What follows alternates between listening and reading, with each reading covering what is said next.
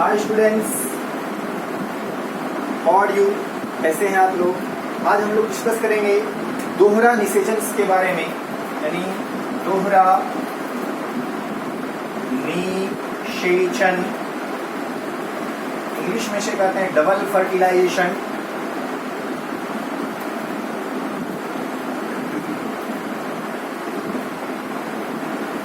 जैसा कि आप लोग जानते हैं, दोहरा निषेचन जितने भी एंजियोस्पर्मिक प्लांट्स होते हैं उनका एक सबसे यूनिक फीचर में से एक फीचर है।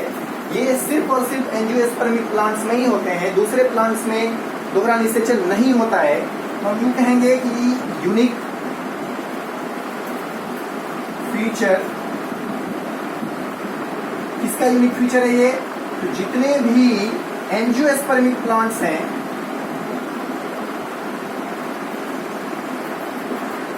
एंजियोस्पर्मिक प्लांट्स हैं, उनका एक यूनिक फीचर है कि किसी और प्लांट्स में नहीं पाए जाते हैं, सिर्फ और सिर्फ एंजियोस्पर्मिक प्लांट्स में ही पाए जाते हैं। और एक मेन बात ये है कि दोहरा निषेचन होता कहाँ है? तो दोहरा निषेचन हमेशा एम्ब्रियो सैक के अंदर, एम्ब्रियो सैक, जिसको हिंदी में हम लोग कहते हैं भ्रूण कोश, हमेशा ये भ्रूण कोश के अंदर होगा। जितने भी एंजियोस्पर्मिक प्लांट्स हैं, इसका ये एक यूनिक फीचर्स है। और दोहरा निषेचन ऑलवेज ऑक्यूर्स इन एम्ब्रियो सैक, यानी भ्रूण कोश। अब प्रश्न है कि ये भ्रूण कोश क्या चीज होता है? तो ऑलरेडी हम आपको पहले पढ़ा चुके हैं कि भ्रूण कोश क्या है। फिर भी थोड़ा सा यहाँ पर हम लोग देखेंगे कि भ्रूण कोश किस तरह होते हैं, भ्रूण कोश की संरचना क्या है, भ्रूण कोश में कितने न्यूक्लियस होते हैं, भ्रूण कोश में कितने सेल्स होते हैं और इसके कितने इंड्स होते हैं। तो एक नॉर्मल सा मैं यहाँ पे भ्रूण कोश आपको बना के दिखा रहा हूँ। ये भ्रूण कोश है और भ्रूण कोश के दो एंड होते हैं। एक जो टॉप का एंड है वो चलेजा एंड कहलाता है और जो नीचे वाला एंड है वो माइक्रोपाइल एंड कहलाता है। तो इसको हम लोग चलेजा एंड और इसको माइक्रोपाइल एंड। तो जो माइक्रोपाइल एंड है उस तरफ 3 सेल्स के ग्रुप पाए जाते हैं इस तरह से।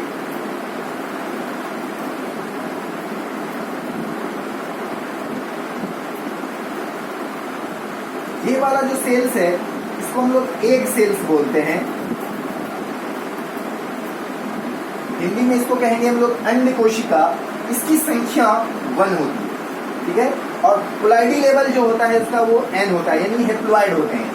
उसके बाद ये जो दो नीचे में सेल्स हैं, ये सेल्स और ये सेल्स, इसे स्नेजरिड सेल्स कहा जाता है।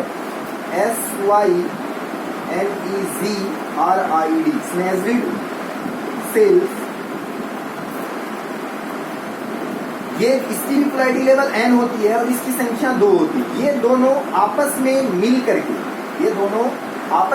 करके एक अप्रेंटिस बनाता है। एग, APPARATUS, इसको हिंदी में हम लोग अंड समुच्चय कहते हैं। अंड समुच्चय। उसके बाद जो ये कौन सा इंड है? Micropyle end. माइक्रोपाइल। और ये वाला जो इंड है इसको लोग चलेजा बोलते हैं, चलेजा एंड। चलेजा एंड पे भी 3 सेल्स होते हैं, इस तरह के 3 सेल्स के समूह पाए जाते हैं, ठीक है। इनको हम लोग एंटीपोडल सेल्स कहते हैं।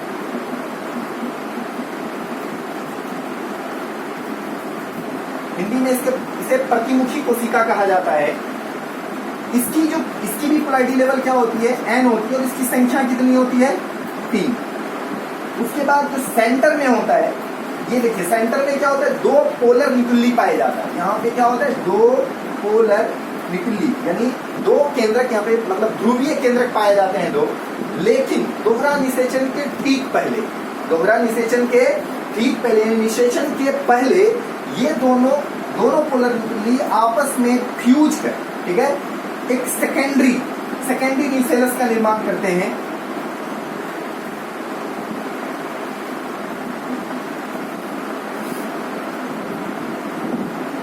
सेकेंडरी न्यूक्लियस का, जिसको हिंदी में द्वितीयक केंद्रक, हिंदी में कहते हैं हम लोग द्वितीयक केंद्रक। ठीक है। ये चूंकि दो पोलर न्यूक्लियस से मिलकर बना होता है, चूंकि एक पोलर न्यूक्लियस का पोलैरिटी लेवल जो होता है वो n होता है, तो चूंकि दो पोलर न्यूक्लियस से मिलकर बना है, इसलिए सेकेंडरी न्यूक्लियस द्वितीयक केंद्रक की जो पोलैरिटी लेवल होती है वो 2n यानी डिप्लॉइड होती है। ये आपको याद रखना। उसके बाद ये जो बीच वाली एक शेल है, इसको हम लोग बोलते हैं सेंट्रल सेल। सेंट्रल सेल, इसको हिंदी में हम लोग कहते हैं केंद्रीय कोशिका। केंद्रीय कोशिका, ये हमारा एक एम्ब्रियो सेक है, छोटा सा एम्ब्रियो सेक। बस एक बार फिर से आप इसको देख लीजिए। ये जो दोहरा निषेचन है, दोहरा निषेचन जितने भी एंजियोस्पर्मिक प्लांट्स हैं उसका एक यूनिक फीचर्स है। दोहरा निषेचन कहाँ होता है? तो दोहरा निषेचन भ्रूण कोश के अंदर होता है, एम्ब्रियो सेक के अंदर होता है। अब भ्रूण कोश की एक ये संरचना है, तो ऑलरेडी इसके बारे में हम पहले डिस्कस कर चुके हैं कि भ्रूण कोश कैसे होते हैं, इसमें कितने सेल्स होते हैं, इसमें कितनी कोशिकाएं मतलब केंद्रक होते हैं, मतलब कितने सेल्स और कितने न्यूक्लियस पाए जाते हैं। तो अब इस चीज को आप जब देखेंगे, एक बार देख लीजिए फिर से। इसके दो इंड होते हैं, एक माइक्रोपाइल इंड होता है, दूसरा चलेजा इंड होता है। एम्ब्रियो सेक माइक्रोपाइल इंड पर 3 सेल्स के समूह पाए जाते हैं, जिसे हम लोग एपरेटस कहते हैं, जिसको हिंदी में अंड समुच्चय कहा जाता है। इन 3 सेल के समूह में एक सेल जो होता है वो एक सेल अंड कोशिका कहलाता है। दूसरा जो सेल है नीचे में इसको हम लोग सिनेजरेट सेल्स यानी सहायक सेल, इसको हिंदी में कहते हैं हम लोग सहायक कोशिका, सहायक कोशिका कहा जाता है, इसे अंड कोशिका कहा जाता है। उसके बाद ये तीनों आपस में मिलकर के एक एपरेटस यानी अंड समुच्चय का निर्माण करते हैं। ठीक उसी प्रकार चलेजा इंड पर एंटीकोडल 3 एंटीकोडल सेल्स होते हैं, इसकी पोलैरिटी लेवल क्या होती है? n होती है। उसी प्रकार जो बीच में है 2 पोलर न्यूक्लियस, 2 ध्रुवीय केंद्रक आपस में फ्यूज कर जाते हैं ठीक निषेचन के पहले, और निषेचन के पहले जैसे ही ये फ्यूज करते हैं, ये किस चीज का निर्माण करते हैं? सेकेंडरी न्यूक्लियस यानी द्वितीयक केंद्रक का निर्माण करते हैं। अगर आप एक क्वेश्चन है कि एम्ब्रियो सेक की संरचना कैसी होती है, तो हम कह सकते हैं कि एम्ब्रियो सेक की संरचना 7 कोशिकीय एवं 8 केंद्रकीय होती है। 7 कोशिकीय एवं 8 केंद्रकीय। कैसे? अब मैं देखा तो देखिए, ये एम्ब्रियो सेक होती है, एक नोट्स यहाँ पे लिख देता हूं। एम्ब्रियो सेक 7 कोशिकीय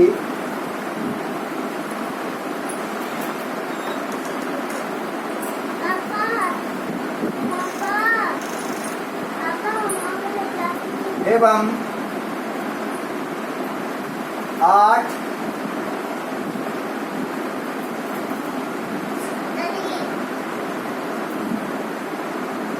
केंद्रकीय होते हैं। आप इसका स्क्रीनशॉट ले लीजिए ताकि आपको इसका नोट्स बनाने में आसान हो।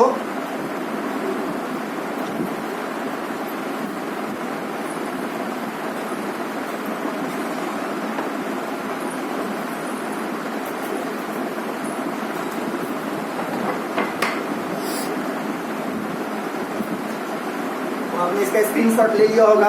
अब आगे हम लोग चलते हैं। जो दोहरा निषेचन होता है, तो इसके लिए एम्ब्रियो सेक में किस तरह से जब एक पोलन ग्रेन होता है वो इसके अंदर कैसे इंटर्ड करता है, पोलन ग्रेन में जो पोलन ट्यूब वगैरह का निर्माण होता है, उसके बाद ये पोलन ट्यूब जब इसके अंदर जाता है तो किस तरह से निषेचन की प्रक्रिया होती है, इसको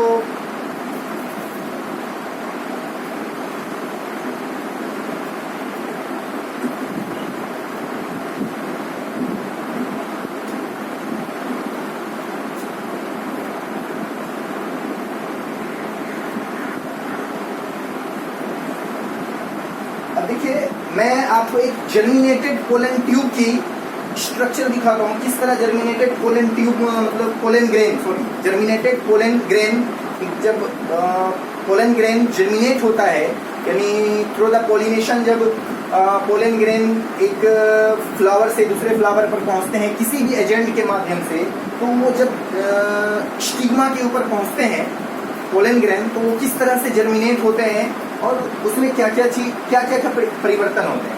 मान लीजिए कि एक पोलन ग्रेन किसी स्टिग्मा के ऊपर आया, तो ये देखिए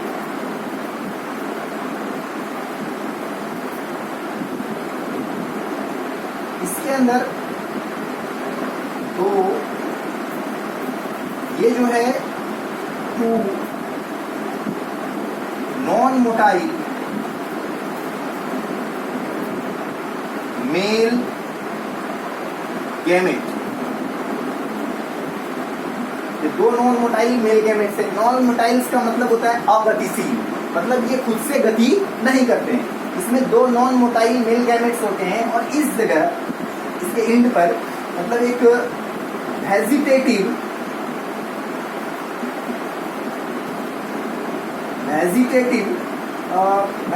न्यूक्लियस, इसको हिंदी में हम लोग कहते हैं वेजिटेटिव न्यूक्लियस को हिंदी में कायिक केंद्रक, या इसको हम लोग ट्यूब न्यूक्लियस भी कहा जाता है। इसको हम लोग ट्यूब न्यूक्लियस भी कहते हैं। यानी अगर इसको हिंदी में कहें तो कायिक केंद्रक, और या फिर इसको कहा जाता है नलिका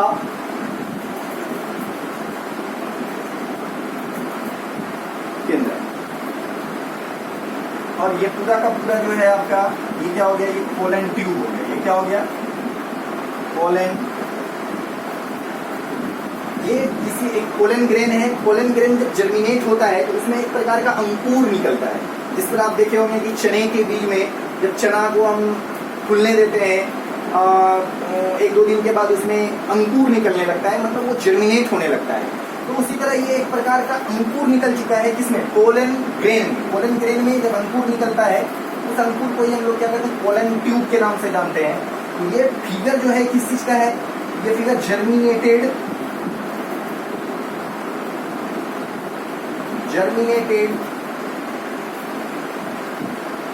पोलन, जर्मिनेटेड पोलन,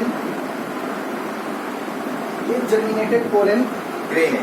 तो ये जब ये एक पोलन ग्रेन जर्मिनेट होता है तो ये जो ट्यूब लाइक स्ट्रक्चर है, ट्यूब लाइक स्ट्रक्चर है, तो ये ट्यूब लाइक स्ट्रक्चर कहाँ इंटर्ड करता है, तो ये ट्यूब लाइक स्ट्रक्चर ये ट्यूब लाइक स्ट्रक्चर माइक्रोपाइल से होता हुआ एम्ब्रियो सैक के अंदर क्या होता है, इंटर्ड करता है। अब ये जरूरी नहीं है कि जितने भी जर्मिनेटेड पोलन ग्रेन है वो माइक्रोपाइल्स के द्वारा ही एम्ब्रियो सैक में इंटर्ड करे, ये जरूरी नहीं है। ये तीन जगह से एम्ब्रियो सैक के अंदर क्या हो सकते हैं, इंटर्ड हो सकते हैं।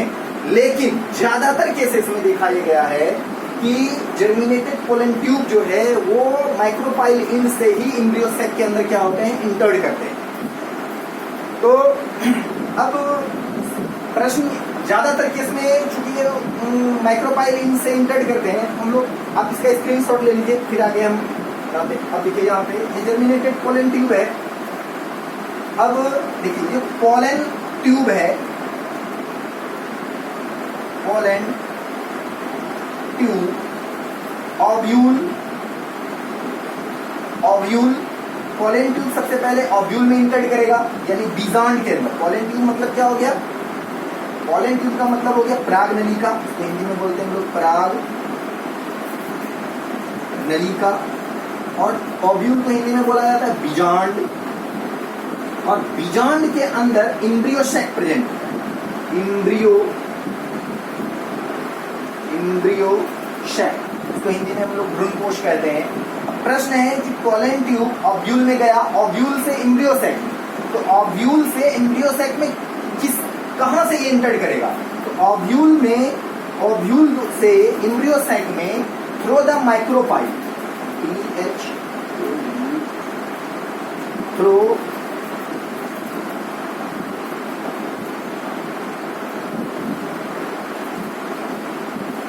माइक्रोपाइल, थ्रो द माइक्रोपाइल से ये एम्ब्रियो सैक में इंटर्ड करता है, यानी बीजांड द्वार के द्वारा ये एम्ब्रियो सैक में इंटर्ड करता है।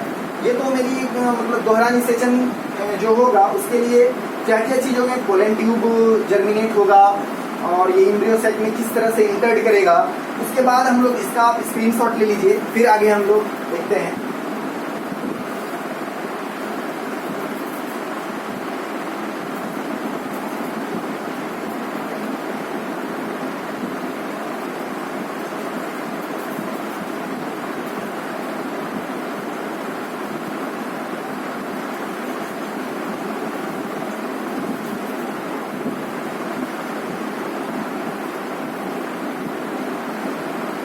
अब प्रश्न है कि पोलन ट्यूब एम्ब्रियो सैक में कैसे प्रवेश करती है। तो आपको पता हो गया कि पोलन ट्यूब एम्ब्रियो सैक में थ्रू द माइक्रोपाइल्स के द्वारा इंटर करती है, लेकिन ये जरूरी नहीं है। लेकिन ज्यादातर केस में ऐसा देखा गया है कि पोलन ट्यूब माइक्रोपाइल इंस के द्वारा ही एम्ब्रियो सैक में इंटर करती है।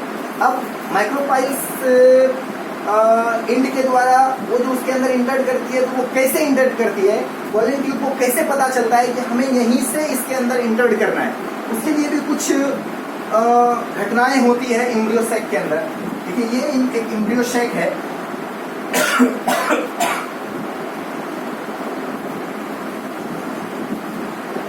हम लोग जानते हैं यहाँ पे क्या चीज होता है, सहायक सेल, यानी स्नेजरिक कोशिका कहते हैं, और बीच में यहाँ पे क्या होता है, एक सेल्स होता है। ये हमारा एक सेल्स है,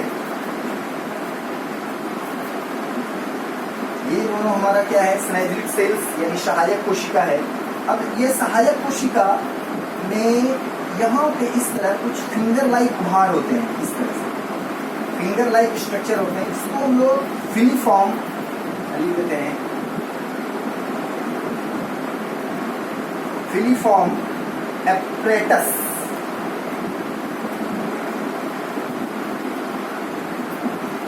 फिलीफॉर्म एपरेटस, हिंदी में कहते हैं इसको तंतुमय समुच्चय, तंतुमय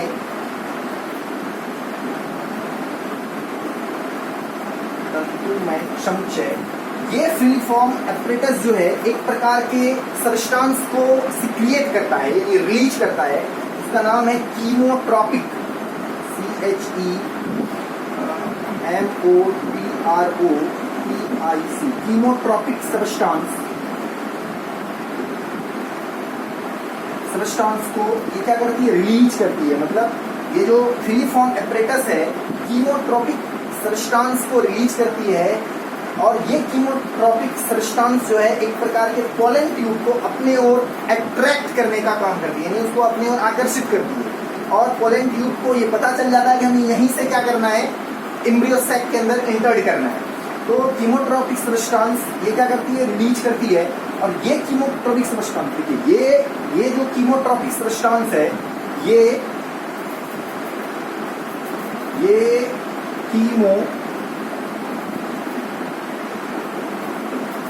सबट्रोपिक,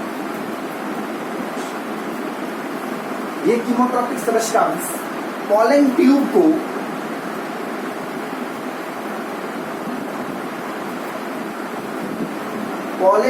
को सहायक कोशिका यानी ये स्नेजरिक सेल्स में सहायक कोशिका की ओर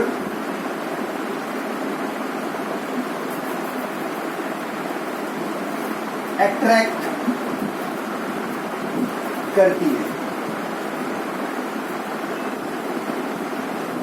करती है, एवं पोलन ट्यूब। अब देखिए यहाँ पे चूंकि सहायक कोशिकाओं की संख्या कितनी है, 2।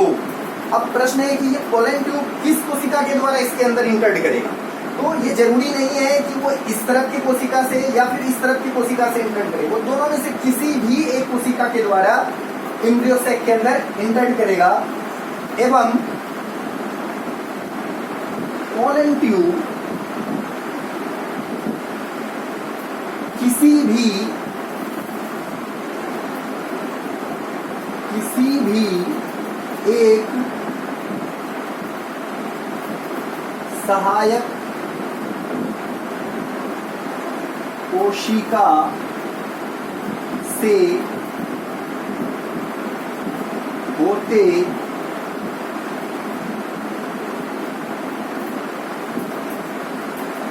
हुए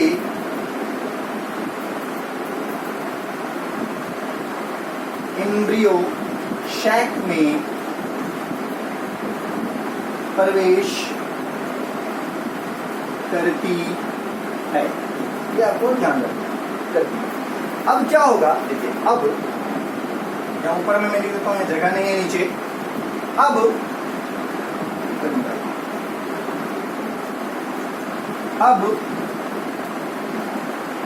अब प्रश्न है कि ये पोलन ट्यूब यानी दोनों सहायक कोशिका से होता हुआ किसी एक कोशिका के माध्यम से एम्ब्रियो साइट में इंटर कर गया है। अब ये पोलन ट्यूब, देखिए जो आपको बताया था पोलन ट्यूब में आपको याद होगा, हम स्ट्रक्चर में दिखाई दे आपको, दो नॉन मोटाइल मेल गैमेट्स होते हैं और एक वेजिटेटिव न्यूक्लियस पाया जाता है। तो अब क्या करेगा, ये जो पोलन ट्यूब है अपने सारे कंटेंट्स को, यानी इसके अंदर जो दो नॉन मोटाइल मेल गैमेट्स हैं और एक वेजिटेटिव न्यूक्लियस है, वो तीनों चीज को वो क्या करेगा, सहायक कोशिका में रिलीज कर देगा, मतलब छोड़ देगा, मतलब उसके अंदर वो डाल देगा, यानी इसके साइटोप्लाज्म में वो उसको डाल देगा। यानी अब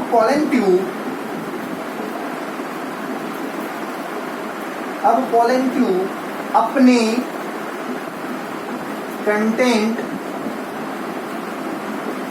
को, कंटेंट मीन्स यहाँ पे याद रखना है कि दो नॉन मोटाइल मेल गैमेट्स और एक वेजिटेटिव न्यूक्लियस को सहायक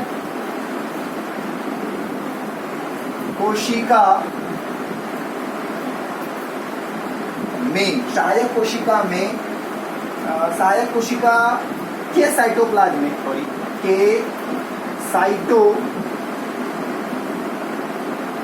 साइटोप्लाज्म में रिलीज कर देती है, मतलब छोड़ देती है।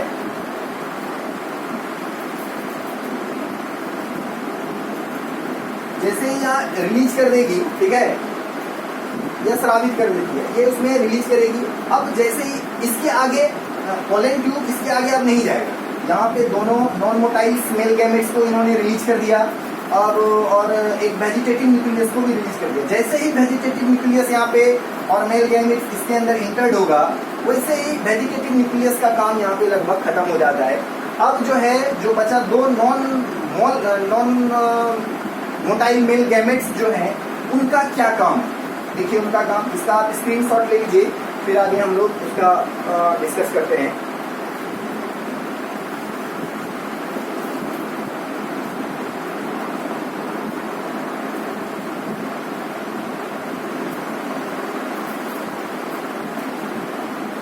हो गया?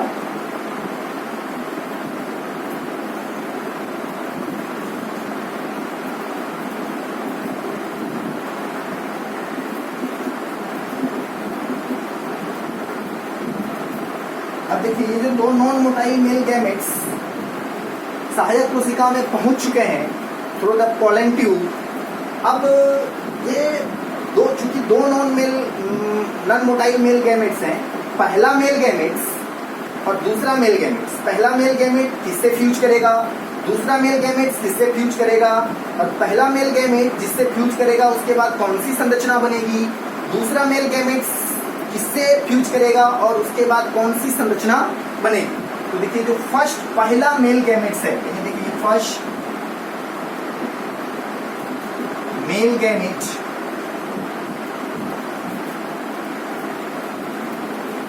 प्लस, देखिए जैसे यहाँ पे संरचना हमने यहाँ पे बनाया था, यहाँ पे दो सहायक कोशिका थी, यहाँ पे एक सेल था। फर्स्ट मेल गैमेट एक सेल से क्या करेगा, फ्यूज करेगा इससे। तो first male gamete plus egg cell, हमेशा याद रखना है। फर्स्ट मेल गैमेट भी कैसे होते हैं, मतलब हेप्लॉइड होते हैं। एग सेल्स भी कैसे होते हैं, हेप्लॉइड होते हैं। फर्स्ट मेल गैमेट एक सेल से जब फ्यूज करेगा, इस घटना को हम लोग क्या बोलते हैं, सिंगेनी। इस घटना को क्या बोला जाता है, सिंगेनियस। हिंदी में इसको कहा जाता है युग्मक संलयन, युग्मक संलयन। और इसके फलस्वरूप जिस संरचना का निर्माण होता है, इसको हम लोग बोलते हैं जाइगोट। इसकी जो प्लाइडी लेवल होती है वो 2n होती है। जाइगोट हमेशा कैसा होता है, डिप्लॉइड, यानी 2n। इसको हिंदी में कहते हैं युग्मनज। इसे हम लोग ट्रू फर्टिलाइजेशन के नाम से भी जानते हैं। Syngamy is also known as true fertilization, याद रखिएगा। इसे हम लोग क्या कहते हैं, ट्रू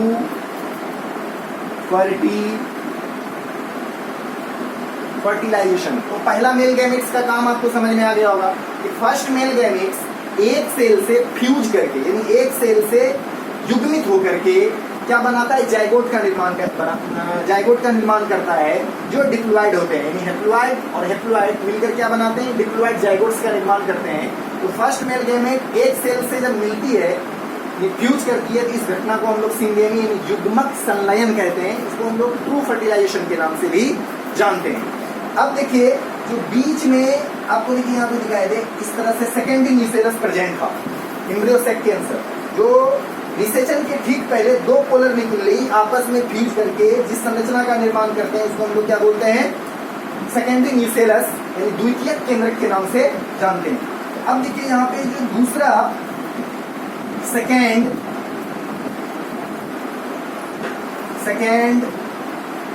मेल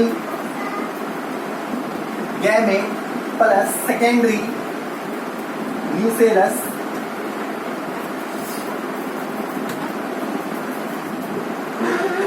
न्यूसेलस आपस में फ्यूज करते हैं। देखिए सेकेंड मेल गैमेट ये कैसे होंगे, हेप्लॉइड, और सेकेंडरी न्यूसेलस जो होंगे वो कैसे थे, डिप्लॉइड यानी 2n, क्योंकि दो पोलर न्यूक्लियई आपस में मिल करके क्या किया था, सेकेंडरी न्यूक्लियस का निर्माण किया था, और एक पोलर न्यूक्लियई हेप्लॉइड होता है, तो एक हेप्लॉइड फिर दूसरा पोलर न्यूक्लियई हेप्लॉइड, दोनों आपस में फ्यूज करके क्या बनाते हैं, सेकेंडरी न्यूसेलस, जो कैसे होते हैं, डिप्लॉइड होते हैं।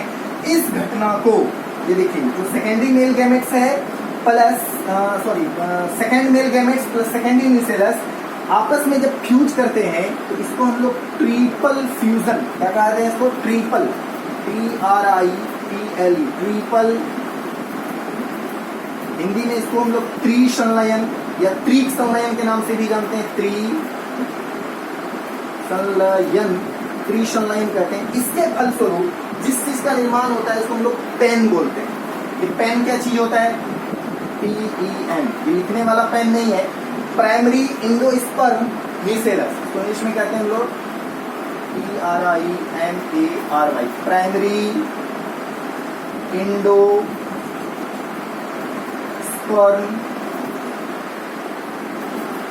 न्यूसेलस, प्राथमिक भ्रूणकोश केंद्र, हिंदी में कहा जाता है प्राथमिक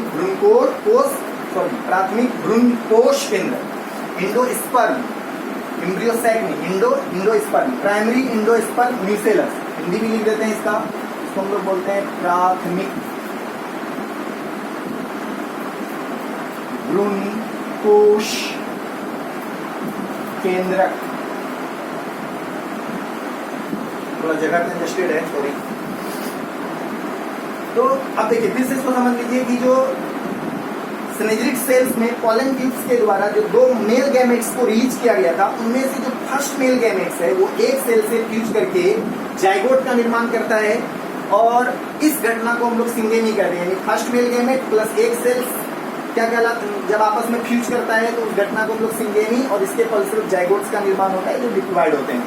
उसी प्रकार सेकेंड मेल गैमेट्स और सेकेंडरी न्यूसेलस आपस में जब फ्यूज करता है, इस घटना को ट्रिपल फ्यूजन कहते हैं, यानी n+2n इक्वल टू, यहाँ पे आप कह सकते हैं कि ये यहाँ पे क्या हो रहा है, 3n, ट्रिपल पेन, यानी इंडोस्पर्म कैसे होते हैं, इंडोस्पर्म की जो प्लॉइडी लेवल होती है वो कैसे होते हैं, 3n होते हैं, डिप्लॉइड होते हैं। तो अगर आप अब यहाँ पे देखिए दोहरा निषेचन, तो दोहरे निषेचन को अगर हम एक लाइन में लिखना चाहें, ठीक है, एक इक्वेशन बनाना चाहें इसका, इक्वेशन टाइप्स का, तो हम कह सकते हैं कि syngamy plus triple fusion is equal to double fertilization, ठीक है, यानी syngamy plus triple fusion is equal to double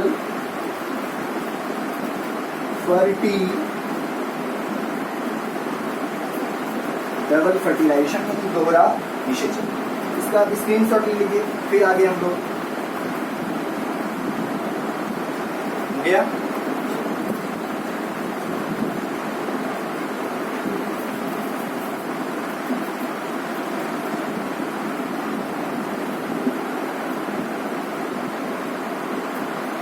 अब देखिए जो एम्ब्रियो, चूंकि यहाँ पे एक सिंगेनी के फलस्वरूप जाइगोट्स का निर्माण हुआ और ट्रिपल फ्यूजन्स के फलस्वरूप टेंस का निर्माण हुआ। अब इसका प्रोसेस क्या है, इसका वर्क क्या है कि जैसे मान लीजिए ये एम्ब्रियो सैक है, एम्ब्रियो सैक, क्योंकि एम्ब्रियो सैक के अंदर 2 बार मेल गैमेट्स का फ्यूजन हो रहा है, एक बार सिंगेमी और दूसरा बार ट्रिपल फ्यूजन। तो देखिए ये सब सिंगेमी के फलस्वरूप जाइगोट्स का निर्माण हुआ, सिंगेमी के फलस्वरूप जाइगोट का जो डिप्लॉइड है, और ट्रिपल फ्यूजन के फलस्वरूप पेन्स का निर्माण हुआ, यानी पेन का निर्माण हुआ। अब क्या होगा, इस जाइगोट से क्या बनेगा, इस पेन से क्या बनेगा, तो जाइगोट से एम्ब्रियो बनेगा, इसको हिंदी में कहते हैं हम लोग भ्रूण। जाइगोट से एम्ब्रियो यानी भ्रूण का निर्माण होगा, और पेन से एंडोस्पर्म का निर्माण होगा। एंडो,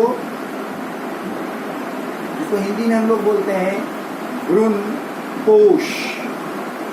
भ्रूण कोश क्या है, तो भ्रूण कोश आप कह सकते हैं यह एक प्रकार का पोषक उत्तक है। यह भ्रूण कोश क्या है, तो यह एक प्रकार का पोषक उत्तक है। अब ये पोषक उत्तक का काम क्या है, पोषक उत्तक का काम है कि डेवलप करते हुए, यानी विकास करते हुए भ्रूण को पोषण प्रदान करना है। ये क्या करता है, ये एम्ब्रियो इसे क्या करता है, पोषण प्रदान करता है। इसे पोषण प्रदान करता है तो भ्रूण को पोषण प्रदान करता है, ताकि भ्रूण का डेवलपमेंट अच्छे से हो सके और आगे की प्रोसेस हो सके। तो इस तरह से आप कह सकते हैं कि इस तरह एक कंप्लीट दोहरा निषेचन की जो पूरी प्रक्रिया है मैंने आपको समझाने की कोशिश की। अब देखिए क्या है कि जब दोहरा निषेचन होगा तो दोहरा निषेचन के बाद, यानी दोहरा निषेचन के बाद जो एम्ब्रियो सैक है उसकी संरचना किस तरह होगी। पहले एम्ब्रियो सैक की संरचना कुछ और थी, जब डबल फर्टिलाइजेशन की प्रोसेस होगी उसके बाद एम्ब्रियो सैक में क्या परिवर्तन होगा और इसकी संरचना क्या होगी। पहले एक बार इसको फिर से एक बार देख लीजिए। ये एम्ब्रियो सैक है, एम्ब्रियो सैक के अंदर फर्स्ट मेल गैमेट प्लस एक सेल्स आपस में जब फ्यूज करते हैं, शिंगेनी की प्रोसेस होती है, तो जाइगोट का निर्माण होता है, और जाइगोट से क्या बनता है, एम्ब्रियो यानी भ्रूण का निर्माण होता है। फिर जो सेकेंड मेल गैमेट्स है वो सेकेंडरी न्यूसेलस से फ्यूज करते हैं, तो पेन प्राइमरी इंडोस्पर्म न्यूसेलस का निर्माण होता है, और इस पेन से इंडोस्पर्म यानी भ्रूण कोश का निर्माण होता है। ये भ्रूण कोश एक प्रकार का पोषक उत्तक होता है जो भ्रूण को यानी विकसित होते हुए भ्रूण को पोषण प्रदान करने का काम करता है। इसका आप स्क्रीनशॉट ले लीजिए ताकि आपको नोट्स बनाने में इजी हो।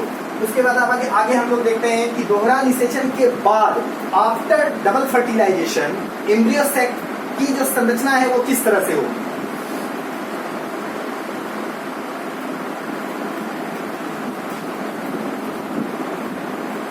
एम्ब्रियो सैक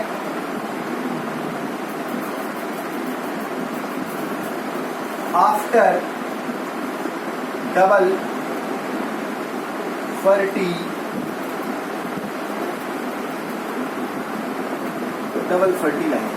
फर्टिलाइजेशन के बाद एम्ब्रियो सैक की संरचना किस तरह से होगी। ये एम्ब्रियो सैक है, इसमें यहाँ पे तो दो सहायक सेल्स होते हैं, एक सेल्स होता है। तो जैसे ही डबल फर्टिलाइजेशन की प्रोसेस होगी ये दोनों के दोनों सहायक सेल्स डीजेनरेट हो जाएंगे। ये क्या हो जाएगा, मतलब ये जो हो जाएगा डीजेनरेटेड,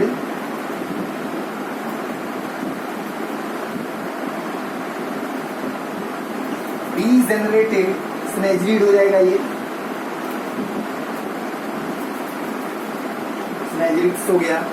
उसके बाद ये वाला जो है आपको पता है कि ये क्योंकि एक सेल है, हम लोग जानते हैं कि जो first non motile male gametes था वो एक सेल से फ्यूज करके किस चीज का निर्माण कर लिया था, जाइगोट का,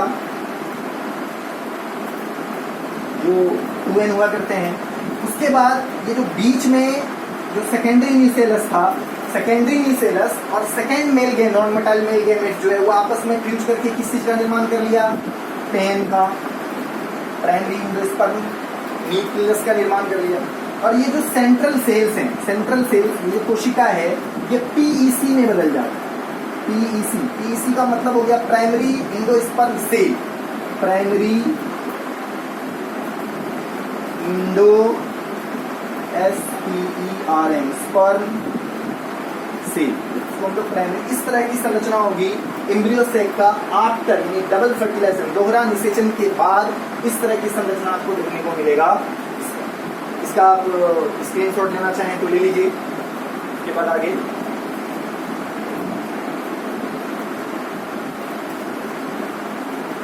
ये कंप्लीट मतलब डबल फर्टिलाइजेशन था। अब एक क्वेश्चन पूछा जाता है नॉर्मली कि दोहरा निषेचन में कुल कितने केंद्रक भाग लेते हैं। एक बहुत इंपॉर्टेंट क्वेश्चन है, कई बार एग्जाम में पूछे भी गए हैं। ठीक है, दोहरा निषेचन में कुल कितने केंद्रक भाग लेते हैं, यानी लिख देते हैं दोहरा निषेचन में कुल कितने केंद्रक भाग लेते हैं।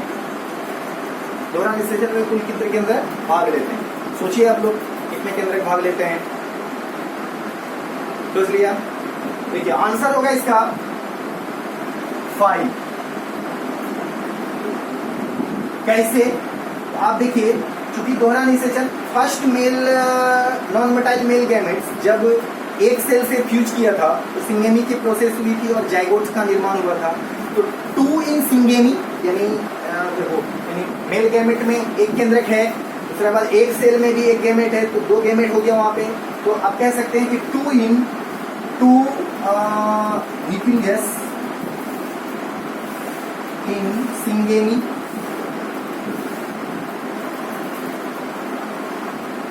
and 3 nucleus in triple fission। तो टोटल कितना हो गया 3 to 5। तो इस तरह से दोहरा निषेचन में कुल 5 केंद्रक भाग लेते हैं। ठीक है, आज के लिए इतना ही, नेक्स्ट डे फिर। Thanks lot.